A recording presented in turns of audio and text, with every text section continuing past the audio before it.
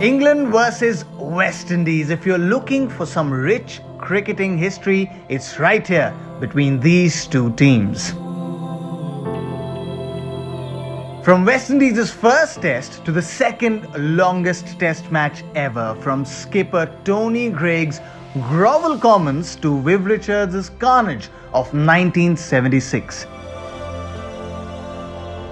The unparalleled dominance from the West Indies under the leadership of Clive Lloyd, the scintillating contest between Michael Holding and Geoffrey Boycott. A rivalry that has been full of such awe-inspiring moments and beyond. After 1969 till 1999, the West Indies had a strange hold on the Wisden Trophy, not letting go of it even once.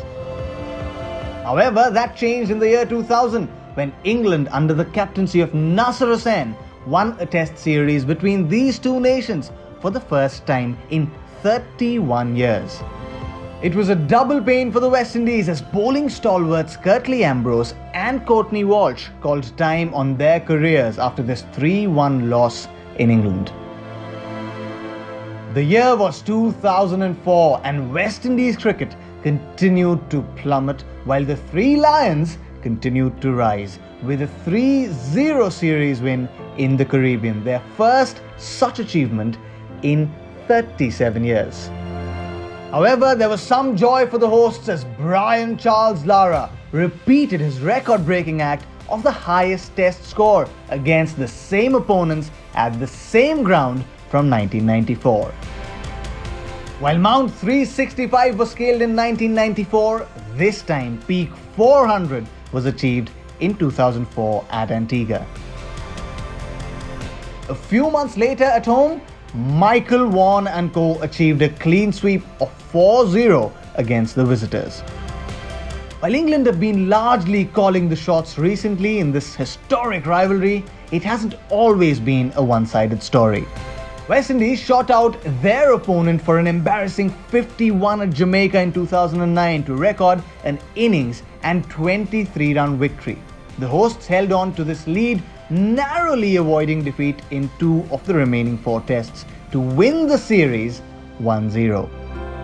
In the summer of 2012, England had their say again in the first 2 games, but there was a surprise in store during the third test at Edgbaston, with Tino Best scoring 95, the then highest test score by a number 11 batsman.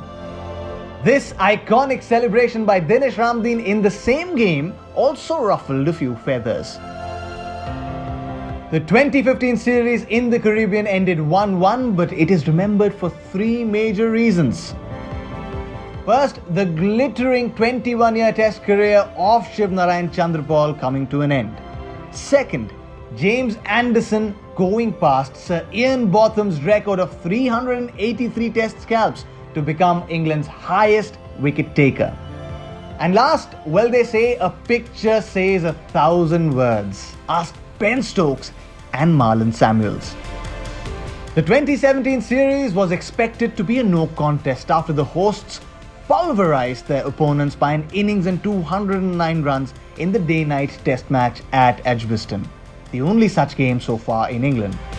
But Shai had other ideas, hitting 100 in each innings at Headingley, the only player to do so at this venue, as the West Indies recorded their first test win in England since the year 2000.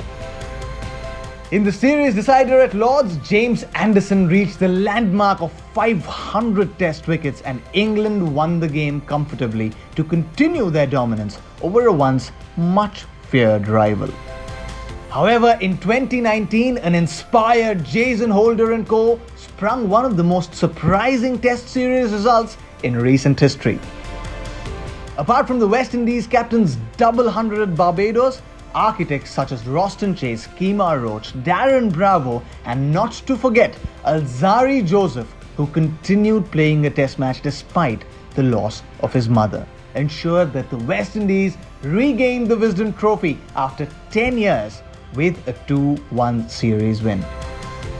A year later in England, the crowds may be missing, bowlers may have difficulty in shining the ball, cricketers living in a biosecure bubble. All these roadblocks will be forgotten once England and West Indies step onto the field and resume international cricket, bringing joy to the fans of the game worldwide.